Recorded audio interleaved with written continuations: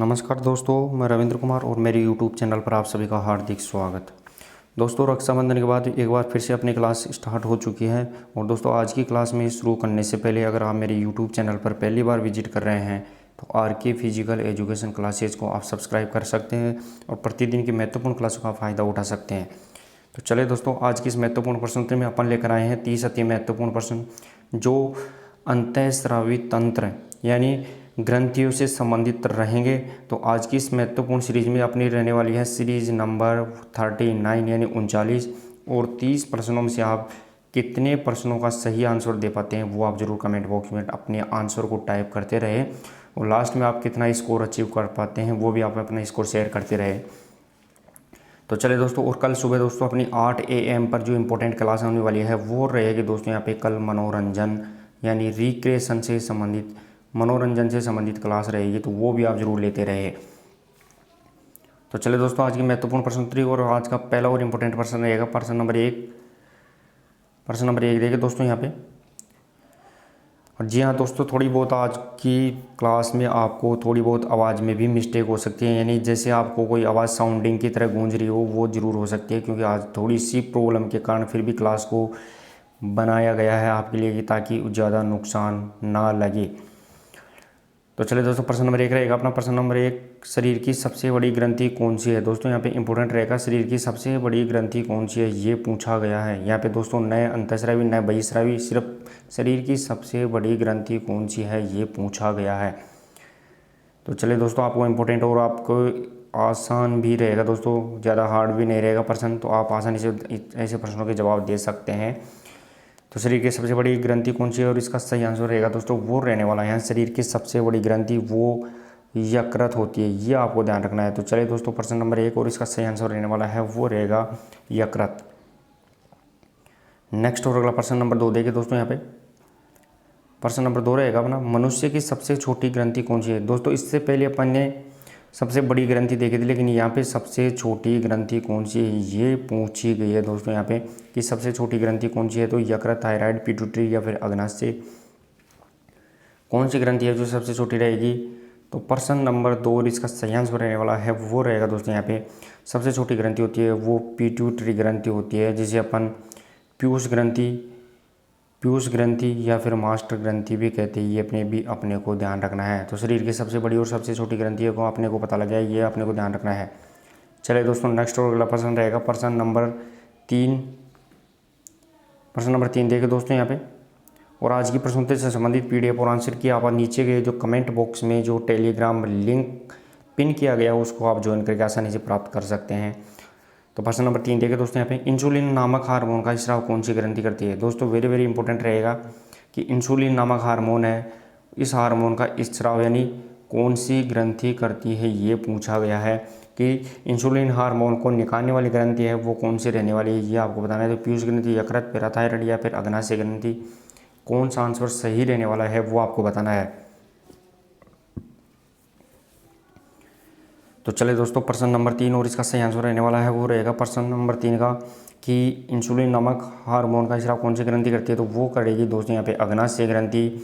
और ये दोस्तों अंतःस्रावी और बहिःस्रावी दोनों प्रकार की ग्रंथि है जो इंसुलिन और अगर एक दूसरा एंजाइम भी निकालती है वो भी अपने को ध्यान रखना है। तो ये जो हार्मोन निकालती है वो रहने वाला है इंसुलिन हार्मोन जो अग्नाशय ग्रंथि से संबंधित होता है। चलिए दोस्तों, नेक्स्ट और अगला प्रश्न रहेगा अपना प्रश्न नंबर 4। प्रश्न नंबर 4 देखिए दोस्तों यहाँ पे, मास्टर ऑफ मास्टर ग्लैंड किसे क्या कहते हैं? दोस्तों यहाँ पे मास्टर ऑफ मास्टर ग्लैंड किसे कहते हैं ये आपको बताना है। मतलब सभी ग्रंथियों के ऊपर भी जो ग्रंथि होती है वो कौन सी ग्रंथि होती है? Master of master gland very very important है दोस्तों, यहाँ पे बहुत बार पूछा भी जा चुका है कि मास्टर ऑफ मास्टर ग्लैंड किसे कहते हैं। पीयूष ग्रंथि, थायराइड, हाइपोथैलेमस या फिर अग्नाशय ग्रंथि, इनमें से कौन सा आंसर सही रहने वाला है वो आप जरूर कमेंट बॉक्स में अपना जवाब जरूर टाइप करते रहे। तो प्रश्न नंबर 4 और इसका सही आंसर रहने वाला है वो रहेगा दोस्तों यहाँ पे मास्टर ऑफ मास्टर ग्लैंड वो हाइपोथैलेमस को कहा जाता है, ये आपको ध्यान रखना है। तो प्रश्न नंबर 4 और इसका सही आंसर रहेगा दोस्तों वो रहने वाला है हाइपोथैलेमस। चलिए दोस्तों, नेक्स्ट और अगला प्रश्न रहेगा अपना प्रश्न नंबर 5। और दोस्तों अगर आज की प्रश्नोत्तरी आपको पसंद आती है तो जरूर आप वीडियो को शेयर करते रहिए ताकि और भी दोस्तों को इसका फ़ायदा मिलता रहे। प्रश्न नंबर 5 रहेगा दोस्तों अपना, मधुमेह रोग किस हार्मोन की कमी से होता है। दोस्तों यहाँ पे मधुमेह रोग है वो कौन सी ग्रंथि के हार्मोन की कमी के कारण होता है, ये पूछा गया है। वेरी वेरी इंपॉर्टेंट रहेगा दोस्तों। यहाँ पे रोग कौन सा है, मधुमेह, जिसे अपन डायबिटीज़ भी कहते हैं। तो ये जो रोग है किस हार्मोन की कमी के कारण होता है, ये आपको बताना है। तो प्रश्न नंबर 5 में पेप्सिन, थायरोक्सिन, एड्रेनालिन या इंसुलिन कौन से हार्मोन की कमी के कारण होता है। और दोस्तों सीधा सीधा मैं अगर आपको शॉर्टकट बताऊं तो इसका जो प्रभाव होता है वो अग्नाशय ग्रंथि के कारण पड़ता है, ये आपको मैं बता सकता हूं। तो अग्नाशय ग्रंथि के द्वारा कौन सा हार्मोन निकलता है, ये इसका सही आंसर रहने वाला रहेगा। प्रश्न नंबर 5 और इसका सही आंसर रहेगा दोस्तों यहाँ पे इंसुलिन हार्मोन, ये इस हार्मोन की कमी के कारण मधुमेह या फिर डायबिटीज़ रोग हो जाता है, ये अपने को ध्यान रखना है। चलिए दोस्तों नेक्स्ट और अगला प्रश्न रहेगा अपना प्रश्न नंबर 6। प्रश्न नंबर 6 देखिए दोस्तों यहाँ पे शरीर का तापक्रम किसके द्वारा नियंत्रित होता है। दोस्तों शरीर का तापक्रम है वो किसके द्वारा नियंत्रित होता है, ये पूछा गया है कि कौन सी ग्रंथि है जिसके द्वारा शरीर का टेम्परेचर कंट्रोल होता है, ये आपको बताना है। वेरी वेरी इंपॉर्टेंट रहेगा दोस्तों यहाँ पे। तो प्रश्न नंबर 6 इसका सही आंसर क्या रहेगा, एड्रेनालिन, पिट्यूटरी, हाइपोथैलेमस या फिर इंसुलिन, इनमें से कौन सा है जिसके द्वारा शरीर का तापक्रम या फिर टेम्परेचर को नियंत्रित कंट्रोल किया जाता है, ये आपको बताना है। तो प्रश्न नंबर 6 और इसका सही आंसर रहने वाला है वो रहेगा दोस्तों यहाँ पे हाइपोथैलेमस। ये आपको ध्यान रखना है कि हाइपोथैलेमस है वो शरीर का तापक्रम नियंत्रित करता है। चलिए दोस्तों नेक्स्ट और अगला प्रश्न रहेगा अपना प्रश्न नंबर 7। प्रश्न नंबर 7 देखिए दोस्तों यहाँ पे रक्त में ग्लूकोज की मात्रा किसके द्वारा नियंत्रित होती है। दोस्तों यहाँ पे ब्लड के अंदर जो ग्लूकोज की मात्रा है वो किसके द्वारा नियंत्रित होती है, वेरी वेरी इंपॉर्टेंट रहेगा दोस्तों। ब्लड के अंदर ग्लूकोज की जो मात्रा होती है वो किसके द्वारा नियंत्रित होती है, इंपॉर्टेंट रहेगा दोस्तों यहाँ पे। तो ग्लूकागोन, गैस्ट्रिन के कारण, इंसुलिन के कारण फिर या फिर उपरोक्त सभी, इसके कौन सा आंसर सही रहने वाला है वो आपको जरूर कमेंट बॉक्स में टाइप करना है।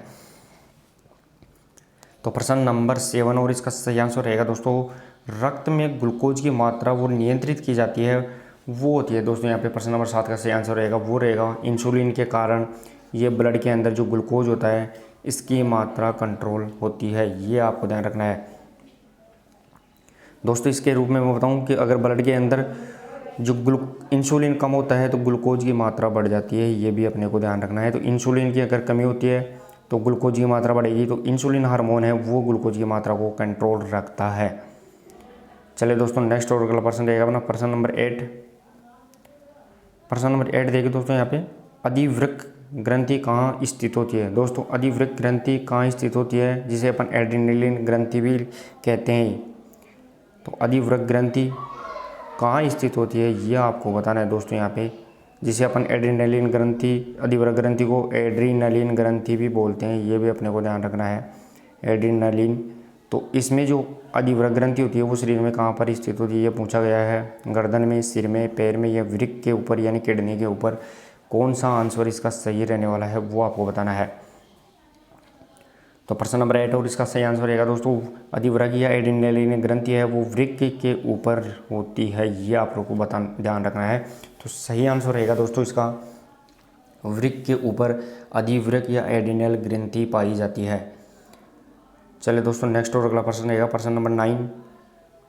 प्रश्न नंबर 9 देखें दोस्तों यहाँ पे उम्र के साथ घटने वाली ग्रंथि कौन सी है। दोस्तों वेरी वेरी इंपॉर्टेंट रहेगा कि उम्र के साथ, एज के हिसाब से, यानी उम्र जैसे जैसे उम्र बढ़ती है वो ग्रंथि वैसे वैसे ही घटती जाती है। तो उम्र के साथ घटने वाली ग्रंथि कौन सी होती है पूछा गया है दोस्तों, इंपॉर्टेंट रहेगा कि अग्नाशय, थायराइड, थाइमस या फिर उपरोक्त में से कोई नहीं। वो कौन सी ग्रंथि है जो जैसे जैसे उम्र बढ़ेगी वैसे वैसे वो घटती जाएगी, ये अपने को ध्यान रखना है दोस्तों। तो प्रश्न नंबर 9 और इसका सही आंसर क्या रहने वाला है वो आपको बताना है। तो प्रश्न नंबर 9 और दोस्तों इसका सही आंसर रहेगा थाइमस ग्रंथि वो उम्र के हिसाब से घटती जाती है, यानी जैसे जैसे उम्र बढ़ेगी वैसे वैसे थाइमस ग्रंथि इसका आकार और लास्ट में जाके ये शून्य हो जाती है, ये भी अपने को ध्यान रखना है। तो चलिए दोस्तों नेक्स्ट और अगला प्रश्न रहेगा अपना प्रश्न नंबर 10। प्रश्न नंबर 10 देखिए दोस्तों यहाँ पे निम्न में से किसे रासायनिक दूत कहा जाता है। दोस्तों इंपॉर्टेंट रहेगा किसे रासायनिक दूत कहा जाता है ये आपको बताना है। यहाँ पे दोस्तों रासायनिक दूत के लिए मैं अगर आपको बताऊं तो किसे शरीर का रासायनिक दूत कहते हैं। दूत मतलब वो तत्व जो शरीर के सभी संवेग और आवेगों को आगे तक पहुंचाने का काम करते हैं, वो रहेगा दोस्तों यहाँ पे दूध, जिसे अपन क्या बोलते हैं, एंजाइम, हार्मोन, ग्लूकोज या फ्रैक्टोज। इनमें से कौन सा आंसर सही रहने वाला है, ये आपको बताना है। और दोस्तों अगर आज की प्रश्नोत्तरी आपको पसंद आती है तो आप जरूर वीडियो को शेयर करते रहिए, ताकि और भी दोस्तों को इसका फ़ायदा मिलता रहे। तो प्रश्न नंबर 10 और इसका सही आंसर क्या रहने वाला है। तो चलिए दोस्तों, रासायनिक दूध शरीर का रासायनिक दूध किसे कहा जाता है, वो रहेगा दोस्तों यहाँ पे प्रश्न नंबर 10 का सही आंसर। हार्मोन को शरीर का रासायनिक दूध कहते हैं, ये आपको ध्यान रखना है। वेरी वेरी इंपॉर्टेंट रहेगा दोस्तों, ऐसे प्रश्नों को आप जरूर दिमाग में सेट कर ले, ताकि ऐसे प्रश्न बहुत बार पूछे जा चुके हैं और आगे भी ऐसे प्रश्नों के रिपीट होने की पूरी संभावना रहती है। चलिए दोस्तों, नेक्स्ट और अगला प्रश्न रहेगा अपना प्रश्न नंबर 11। प्रश्न नंबर 11 रहेगा दोस्तों यहाँ पे, हार्मोन शब्द का सर्वप्रथम प्रयोग किस करने वाला वैज्ञानिक कौन था। दोस्तों हार्मोन शब्द है जो ग्रंथियों के द्वारा निकाले जाते हैं, वो हार्मोन शब्द है। इसका सर्वप्रथम या सबसे पहले इसका जो प्रयोग किया था, वो कौन से वैज्ञानिक ने इसका प्रयोग किया था। इंपॉर्टेंट रहेगा दोस्तों यहाँ पे, बर्टन, विलियम वुंट, स्टार्लिंग या फ्राइड, कौन सा वैज्ञानिक है जिसने सबसे पहले हार्मोन शब्द के बारे में बताया था। तो प्रश्न नंबर 11 यानी 11 और इसका सही आंसर रहेगा दोस्तों, वो रहेगा स्टार्लिंग। ये हार्मोन के बारे में बात करने वाला सबसे पहला वैज्ञानिक रहेगा। तो प्रश्न नंबर 11 और इसका सही आंसर रहेगा दोस्तों स्टार्लिंग। चलिए दोस्तों, नेक्स्ट और अगला प्रश्न रहेगा अपना प्रश्न नंबर 12। प्रश्न नंबर 12 देखिए दोस्तों यहाँ पे, कौन सी ग्रंथि का हार्मोन शरीर के समस्त भागों में वृद्धि को प्रभावित करता है। वेरी वेरी इंपॉर्टेंट रहेगा दोस्तों, ये कौन सी ग्रंथि है जिसका हार्मोन शरीर के समस्त भागों में यानी पूरे शरीर में वृद्धि यानी जो लंबाई होती है उसको प्रभावित करने का काम करता है। यानी जिस हार्मोन की कमी से लंबाई में कमी रहेगी और ज़्यादा हार्मोन निकलता है तो ज़्यादा लंबाई बढ़ेगी, ये भी आपको ध्यान रखना है। तो ऐसी कौन सी ग्रंथि है जिसका हार्मोन शरीर में सभी जगह पर वृद्धि को प्रभावित करने वाला रहेगा। तो पीयूष ग्रंथि, एड्रिनल, स्वेद या फिर उपरोक्त सभी। तो प्रश्न नंबर 12 और इसका सही आंसर क्या रहेगा दोस्तों, ये आपको बताना है। तो चलिए दोस्तों, प्रश्न नंबर 12 और इसका सही आंसर रहेगा दोस्तों पीयूष ग्रंथि, जिसे मास्टर ग्रंथि या फिर पिट्यूटरी ग्रंथि भी कहते हैं। इसके प्रभाव के कारण शरीर में वृद्धि को प्रभावित होता है, ये भी अपने को ध्यान रखना है। चलिए दोस्तों, नेक्स्ट और अगला प्रश्न नंबर 13 देखिए दोस्तों यहाँ पे, थायराइड ग्रंथि से निकलने वाला हार्मोन थायरोक्सिन है। दोस्तों थायराइड ग्रंथि से जो हार्मोन निकलता है उस हार्मोन को थायरोक्सिन हार्मोन कहते हैं। लेकिन ये हार्मोन क्या है, ये पूछा गया है कि थायराइड ग्रंथि से निकलने वाला हार्मोन थायरोक्सिन है, क्या है, ये पूछा गया है। वेरी वेरी इंपॉर्टेंट रहेगा। तो दोस्तों यहाँ पे जो थायराइड ग्रंथि से जो थायरोक्सिन हार्मोन निकलता है उसे स्टीरोल, फिनोल, प्रोलैक्टिन या फिर इंसुलिन क्या कहते हैं, ये पूछा गया है। वेरी इंपॉर्टेंट रहेगा दोस्तों यहाँ पे। तो प्रश्न नंबर 13 और इसका सही आंसर रहेगा दोस्तों, वो रहने वाला है थायराइड ग्रंथि से निकलने वाले हार्मोन थायरोक्सिन को फिनोल भी कहते हैं, ये अपने को ध्यान रखना है, इंपॉर्टेंट रहेगा दोस्तों। चलिए दोस्तों, नेक्स्ट और अगला प्रश्न अपना प्रश्न नंबर 14। प्रश्न नंबर 14 देखिए दोस्तों यहाँ पे, क्रेटिनिज्म रोग किसके कारण होता है। दोस्तों क्रेटिनिज्म रोग है वो किसके कारण होता है, ये आपको बताना है। और इससे पहले मैं बता दूँ दोस्तों कि क्रेटिनिज्म क्या होता है। तो क्रेटिनिज्म जो लंबाई में वृद्धि होती है वो रुक जाती है, उसे क्रेटिनिज्म कहते हैं। यानी बोनापन के रूप में इसको अपन उपयोग में ले सकते हैं। तो क्रेटिनिज्म या फिर जड़ मानव तभी इसे अपन बोलते हैं। मंद बुद्धि होता है वो भी क्रेटिनिज्म बीमारी से संबंधित होता है, मंद बुद्धि होता है वो भी इसके अंतर्गत ही आएगा। तो क्रेटिनिज्म रोग किसके कारण रहेगा, ये आपको बताना है। थायराइड ग्रंथि, पीयूष ग्रंथि, फिर थायराइड ग्रंथि के कम सक्रियता या फिर अग्नाशय ग्रंथि का अधिक सक्रियता। इसका सही आंसर क्या रहने वाला है, ये आपको बताना है। तो प्रश्न नंबर 14 और इसका सही आंसर रहेगा दोस्तों, वो रहेगा यहाँ पे थायराइड ग्रंथि की कम सक्रियता के कारण क्रेटिनिज्म का रोग आ जाता है, ये अपने को ध्यान रखना है।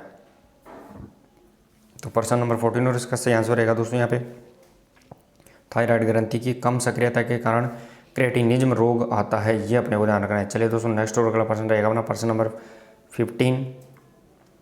प्रश्न नंबर 15 देखिए दोस्तों यहाँ पे, शरीर की दूसरी सबसे बड़ी ग्रंथि कौन सी है। वेरी वेरी इंपॉर्टेंट रहेगा दोस्तों यहाँ पे कि शरीर की सबसे बड़ी ग्रंथि कौन सी है। तो वो अपने को पता है कि यकृत है, लेकिन यहाँ पे शरीर की दूसरी पूछी गई है कि दूसरी सबसे बड़ी ग्रंथि कौन सी है। वेरी वेरी इंपॉर्टेंट रहेगा दोस्तों। लेकिन यहाँ पे मैं सीधा सीधा आपको बता दूँ, नए अंतःस्रावी नए बहिस्रावी पूछी गई है, डायरेक्ट शरीर की दूसरी सबसे बड़ी ग्रंथि पूछी गई है, ये आपको बताना है। तो प्रश्न नंबर 15 और इसका सही आंसर क्या रहने वाला है वो आपको कमेंट बॉक्स में ज़रूर टाइप करते रहना है। तो चलिए दोस्तों, प्रश्न नंबर 15 और इसका सही आंसर रहेगा दोस्तों वो रहने वाला है, शरीर की दूसरी सबसे बड़ी ग्रंथि होती है वो अग्नाशय ग्रंथि रहने वाली है, ये आपको ध्यान रखना है। नेक्स्ट और अगला प्रश्न रहेगा दोस्तों अपना प्रश्न नंबर 16।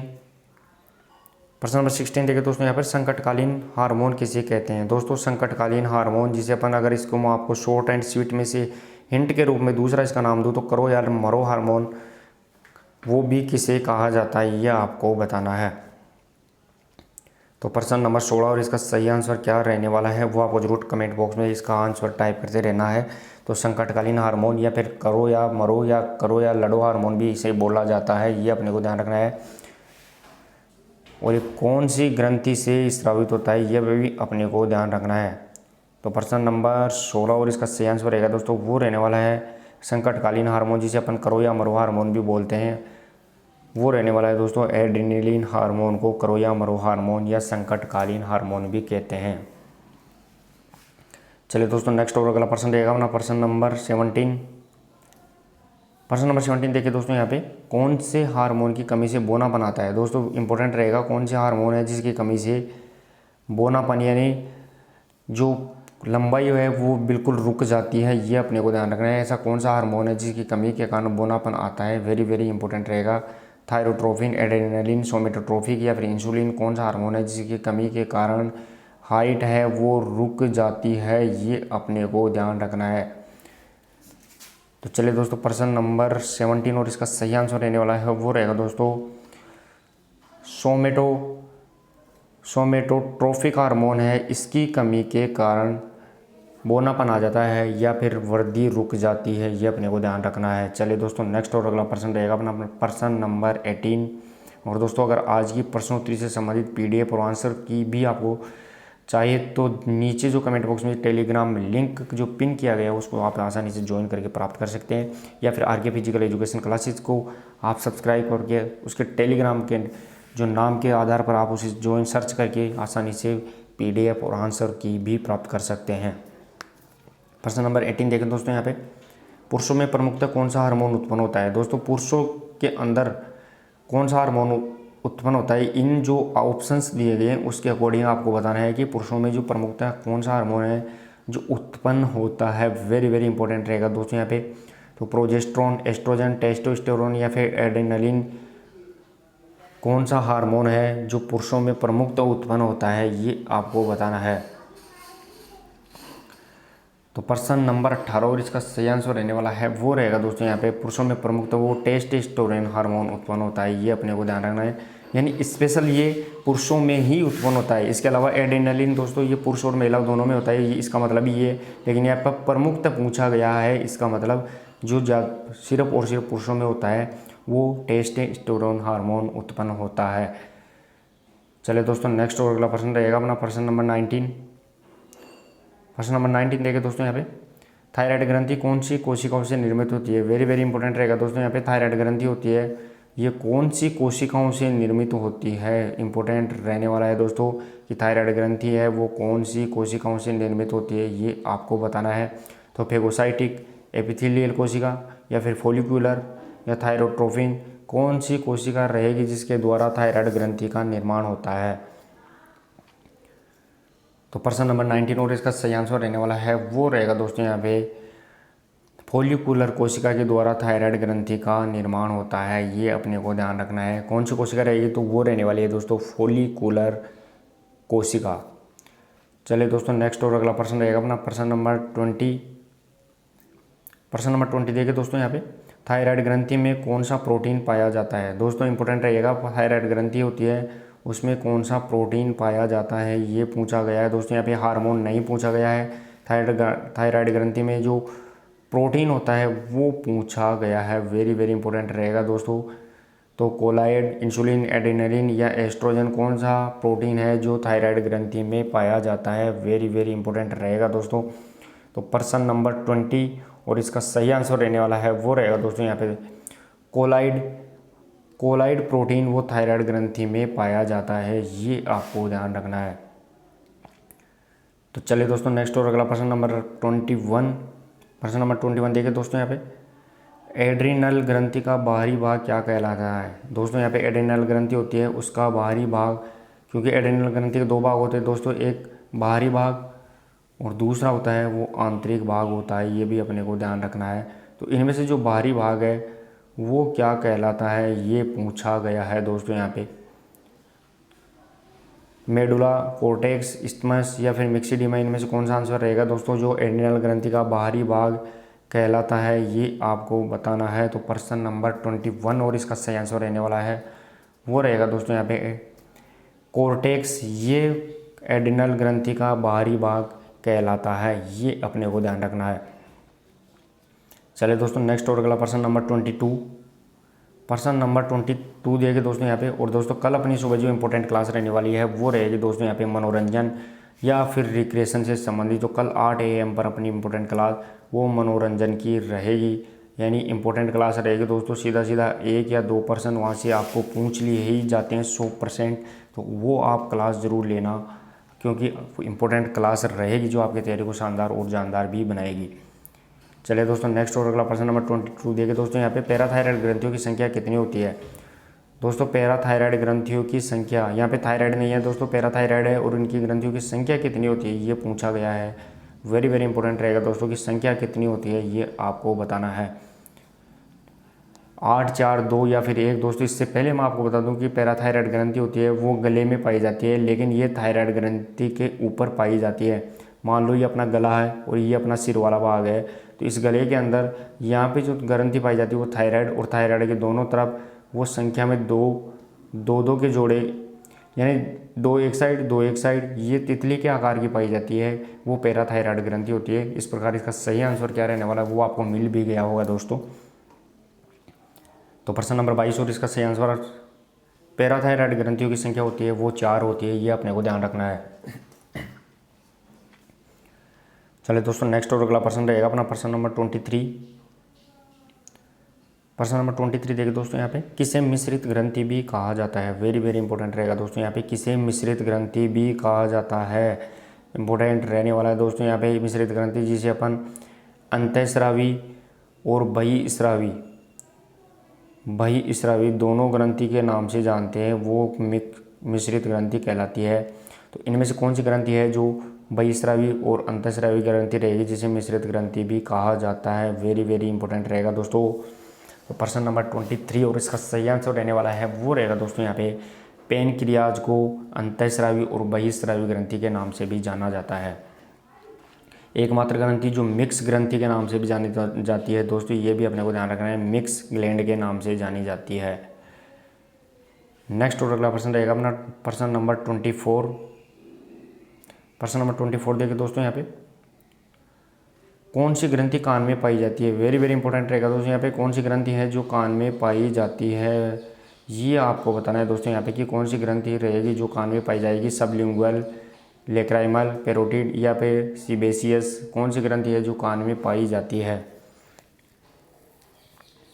तो चलिए दोस्तों प्रश्न नंबर 24 और इसका सही आंसर रहने वाला है वो रहेगा दोस्तों यहाँ पे सीबेसियस ग्रंथि है वो कान में पाई जाती है, ये अपने को ध्यान रखना है। तो इंपॉर्टेंट रहेगा दोस्तों प्रश्न नंबर 24 और इसका सही आंसर रहने वाला है वो रहेगा दोस्तों यहाँ पे सीबेसियस ग्रंथि वो कान में पाई जाती है।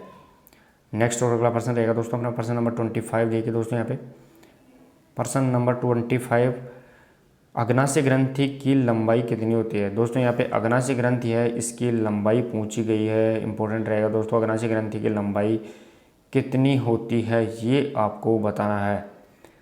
दोस्तों अग्नाशय ग्रंथि की लंबाई कितनी रहने वाली है वो आपको बताना है।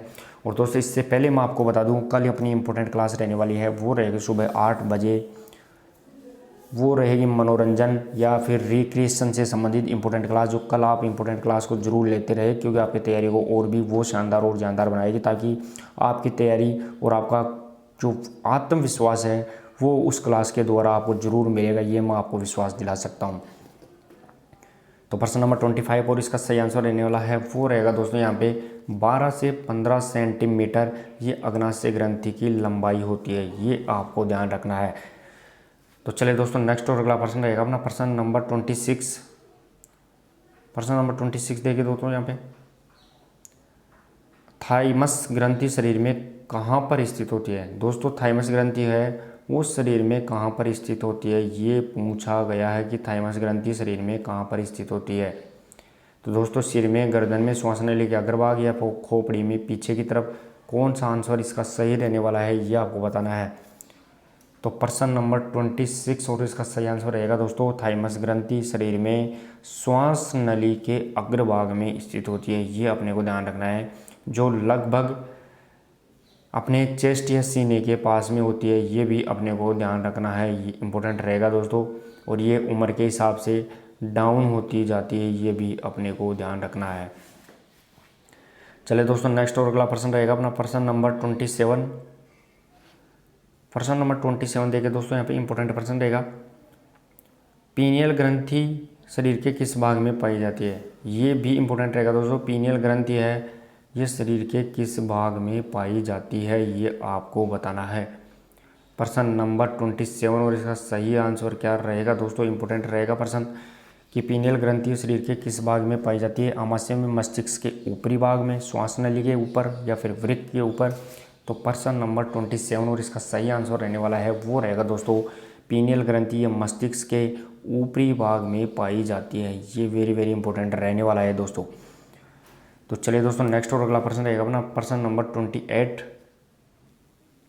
प्रश्न नंबर 28 देखिए दोस्तों यहाँ पे कि पिट्यूटरी हार्मोन की अधिकता से वयस्कों में कौन सा रोग होता है। दोस्तों पिट्यूटरी जिसे पीयूष ग्रंथि या फिर मास्टर ग्रंथि भी कहते हैं, इस ग्रंथि के हार्मोन में अधिकता यानी ज़्यादा हार्मोन निकलता है तो वयस्क व्यक्ति होते हैं, उन वयस्क व्यक्तियों में कौन सा रोग हो जाता है ये आपको बताना है। तो रंतोंदी, बेरीबेरी, एक्रोमेगेली या फिर स्कर्वी। तो दोस्तों आपको बताना है कि पिट्यूटरी जो ग्रंथि है इसके हार्मोन की अधिकता से वयस्कों में कौन सा रोग होता है। तो दोस्तों यहाँ पे मैं सीधा सीधा आपको बता दूं कि पिट्यूटरी के हार्मोन की कमी के कारण वो बोनापन आ जाता है, ये अपने को ध्यान रखना है, बोनापन आ जाता है। लेकिन इसमें हार्मोन की अधिकता हो गई तो इससे व्यक्ति आवश्यकता से ज़्यादा लंबा हो जाएगा, ये अपने को ध्यान रखना है। आवश्यकता से ज़्यादा लंबा उसकी लंबाई बढ़ेगी, उसे अपन क्या कहते हैं तो वो कहेंगे दोस्तों एक्रोमेगेली, ये अपने को ध्यान रखना है। सही आंसर रहेगा दोस्तों प्रश्न नंबर 28 का वो रहने वाला है एक्रोमेगेली, पिट्यूटरी ग्रंथि के हार्मोन की अधिकता के कारण होने वाला रोग रहेगा। चलिए दोस्तों नेक्स्ट और अगला प्रश्न नंबर 29 और आज की प्रश्नोत्तरी का सेकंड लास्ट प्रश्न रहेगा दोस्तों यहाँ पे प्रश्न नंबर 29 देखिए दोस्तों, लसिका किसका वहन करती है। दोस्तों लिम्फ होते हैं शरीर के अंदर जिसे अपन हिंदी में लसिका बोलते हैं, वो किसका वहन करती है यानी किसका संचालन करती है शरीर के अंतर्गत, ये पूछा गया है। दोस्तों लसिका जिसे अपन लिम्फ भी कहते हैं वो शरीर में किसका संचालन करती है या वहन करती है, ये पूछा गया है। हार्मोन, प्रोटीन, वसा या फिर ग्लूकोज। तो प्रश्न नंबर 29 इंपॉर्टेंट प्रश्न रहेगा दोस्तों यहाँ पे और इसका सही आंसर क्या रहने वाला है वो आप जरूर कमेंट बॉक्स में टाइप करते रहे। और कल सुबह अपनी दोस्तों सुबह 8 AM पर जो इम्पोर्टेंट क्लास रहेगी वो रहेगी दोस्तों यहाँ पे सीधी सीधी मैं आपको बता दूँ तो मनोरंजन से संबंधित रहने वाली है, वो आप ज़रूर लेते रहे। आपकी तैयारी को जानदार और शानदार बनाएगी और आपके विश्वास को भी वो बिल्टअप करेगी, ये मैं आपको विश्वास दिला सकता हूँ। तो प्रश्न नंबर 29 और इसका सही आंसर रहेगा दोस्तों यहाँ पे लसिका वहन करेगी वो वसा का वहन करेगी, ये अपने को ध्यान रखना है। यानी शरीर में जो फैट होता है, जो वसा होती है, इसका संवहन एक जगह से दूसरी जगह वो लसिका या लिम्फ के द्वारा किया जाता है। चलिए दोस्तों नेक्स्ट और आज की प्रश्नोत्तरी का लास्ट प्रश्न रहेगा अपना प्रश्न नंबर 30। प्रश्न नंबर 30 देखिए दोस्तों, किस ग्रंथि को हाइपोफाइसिस के नाम से भी जाना जाता है। इंपॉर्टेंट रहेगा दोस्तों यहाँ पे कौन सी ग्रंथि है जिसे अपन हाइपोफाइसिस के नाम से भी यानी दूसरे नाम से भी इसको जान रहे हैं, तो वो कौन सी ग्रंथि है जिसका नाम हाइपोफाइसिस भी होता है, ये अपने को बताना है। तो प्रश्न नंबर 30 और इसका सही आंसर क्या रहने वाला है वो आपको बताना है। लेकिन दोस्तों इससे पहले मैं आपको बता दूं कि ये अपना अंतःस्रावी तंत्र से संबंधित पार्ट नंबर 1 था, इसके बाद में अपन पार्ट नंबर 2 भी लाएंगे। इस प्रकार टोटल अपन अंतःस्रावी तंत्र को बहुत अच्छी प्रकार से MCQ के माध्यम से अपन इसको क्लियर कर लेंगे, ये मैं आपको विश्वास दिलाता हूँ, जिससे एक भी प्रश्न इससे बाहर नहीं जाएगा। तो प्रश्न नंबर 30 और इसका सही आंसर रहेगा दोस्तों यहाँ पे कि किस ग्रंथि को हाइपोफाइसिस के नाम से जाना जाता है, तो वो इसका सही आंसर रहने वाला है पीयूष ग्रंथि, मास्टर ग्रंथि या फिर पिट्यूटरी ग्रंथि। ये एक ही नाम है जिसे हाइपोफाइसिस के नाम से भी जाना जाता है। तो चलिए दोस्तों, इस प्रकार अपन ने 30 प्रश्नों का एनालिसिस किया और आपने इसके कितने प्रश्नों का सही आंसर दिया है वो आप जरूर कमेंट बॉक्स में अपना स्कोर शेयर करें। और आज की प्रश्नोत्तरी अगर आपको पसंद आई है तो आप वीडियो को भी जरूर शेयर करें ताकि और भी दोस्तों को इसका फ़ायदा मिलता रहे। और दोस्तों, आज की प्रश्नोत्तरी में इतना ही। मिलते हैं कल एक इम्पोर्टेंट क्लास के साथ सुबह 8 AM पर। अपनी इम्पोर्टेंट क्लास मनोरंजन यानी रिक्रिएशन से संबंधित क्लास के मिलते हैं। तब तक के लिए धन्यवाद। Thank you so much.